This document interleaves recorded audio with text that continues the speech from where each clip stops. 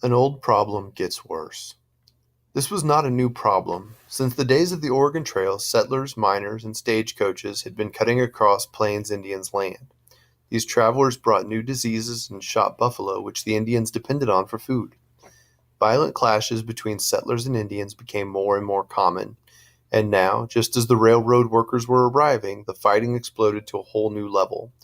In the summer of 1864, a group of Indian warriors killed a family of four in Colorado. Furious settlers brought the bodies into Denver and put them on display.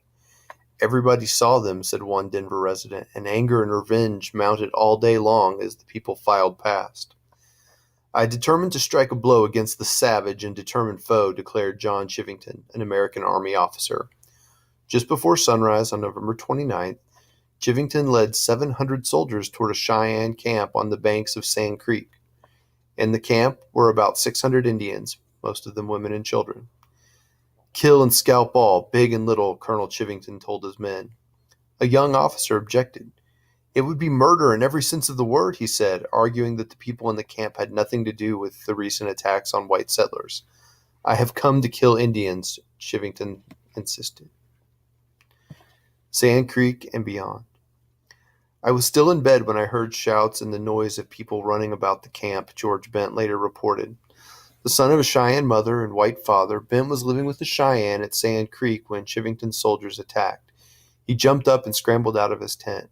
All was confusion and noise, he said, men, women, and children rushing out of the lodges, partly dressed. Hundreds of American soldiers were charging into camp from several directions. "Remember the murdered women and children," Chivington shouted. "Take no prisoners." The Indian men dove back into their tents to get their guns and bows. A young Cheyenne named Little Bear said the bullets smacking his tent sounded like big hailstones. George Bent grabbed his rifle and ran out to join the fight, but the Cheyenne fighters were nearly surrounded by American soldiers and were slowly driven out of the camp. "I was struck in the hip by a bullet and knocked down," Bent said. With the help of friends, Bent made it to another Cheyenne camp nearby. Other survivors from the Sand Creek battle also gathered there. "Everyone was crying," said Bent, "even the warriors and the women and children screaming and wailing. Nearly everyone present had lost some relatives or friends." What exactly happened at Sand Creek? John Chivington reported that he had attacked a village that had 900 to 1,000 Cheyenne warriors. He said it was a fierce battle between American and Cheyenne soldiers, and that between 500 and 600 Indians were left dead upon the ground. Other witnesses, both American and Cheyenne, said they saw about 160 Cheyenne dead, including about 100 women and children. An Army officer named James Connor described the fight as more massacre than battle.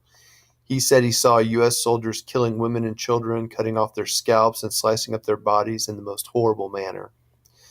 A committee in Congress investigated the incident and concluded that something horrible had happened at Sand Creek. As to Colonel Chivington, the members of Congress reported, "Our committee can hardly find fitting terms to describe his conduct. Wearing the uniform of the United States, he deliberately planned and executed a foul and deadly massacre."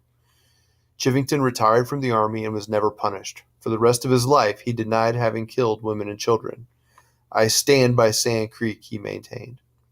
But the Cheyenne told their own story of what they called the Sand Creek Massacre. The news sped across the Great Plains. Arapaho and Lakota warriors banded together with the Cheyenne in calls for revenge. "This was an uncommon thing to begin a war in the dead of winter," said George Bent, but the Cheyennes were very mad and would not wait. Working in small, fast-riding groups, Indian fighters attacked stagecoaches, yanked down telegraph wires, and burned ranches all over Colorado. Early in 1865, 1,000 Plains warriors attacked the town of Julesburg, Colorado, burning every building to the ground. Even this didn't prevent settlers from coming west, not when there was gold to be found. War spreads north. In August 1865, a Lakota chief named Red Cloud was camped near the Powder River in Montana. Hunters raced into camp with startling news. American settlers were pouring onto Lakota land. Miners had found gold in Montana and were now carving a wagon road right through Lakota hunting grounds. "The white men have crowded the Indians back year by year," Red Cloud protested. He had this warning for the American Great Father, the president, that is. "If the Great Father kept white men out of my country, then peace would last forever. The Great Spirit has raised me in this land and has raised you in another land. What I have said, I mean. I mean to keep this land. Red Cloud. Government leaders believed him, and they badly wanted to keep war from spreading all over the Great Plains, but they badly wanted gold too. So in June 1866, they invited Red Cloud to a meeting at Fort Laramie in what is now Wyoming. The government offer was this: we pay you money, and you let American miners use the road through your land. Red Cloud and the other Lakota didn't have time to respond. While the chiefs were still talking the offer over, 700 American soldiers showed up with orders to guard the road through Lakota land. The Great Father sends us presents and wants us to sell him the road, shouted a fuming Red Cloud. But the white chief goes with soldiers to steal the road before the Indians say yes or no.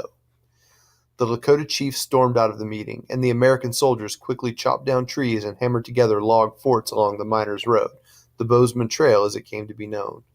This ignited a conflict called Red Cloud's War, as bands of Lakota warriors attacked travelers and soldiers along the road. The soldiers were supposed to be guarding the road, but they were so badly outnumbered they spent most of their time shivering in their forts and eating their horses as the food ran out. At Fort Phil Kearny, an American officer named William Fetterman got sick of sitting around. Fetterman didn't respect Indians as soldiers. He was sure he could end the whole war with one bold attack. "Give me 80 men," he boasted, "and I would ride through the whole Sioux nation." On a freezing morning in December 1866, Fetterman got his chance. The shocking Fetterman fight. "I was 16 years old when this happened," remembered a Lakota fighter named Fire Thunder. The respected warrior Crazy Horse set up the strategy. He knew that the Americans in Fort Phil Kearny must be getting low on firewood. He hid Fire Thunder and more than 1,000 other Lakota, Cheyenne, and Arapaho warriors behind a nearby hill. He told them what to do, then he waited. As expected, a group of soldiers came out of the fort to cut wood.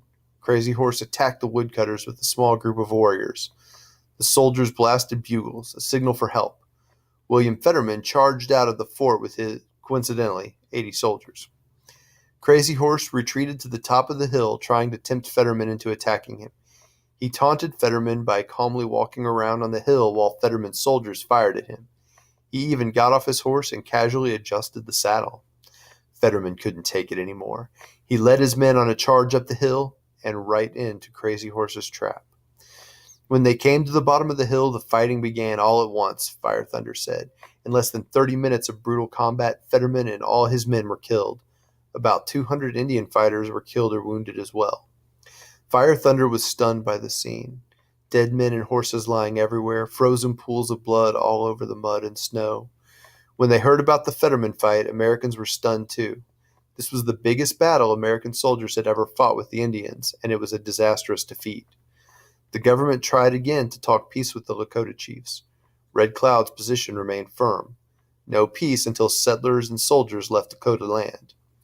"When we see the soldiers moving away and the forts abandoned, then I will come and talk," Red Cloud said.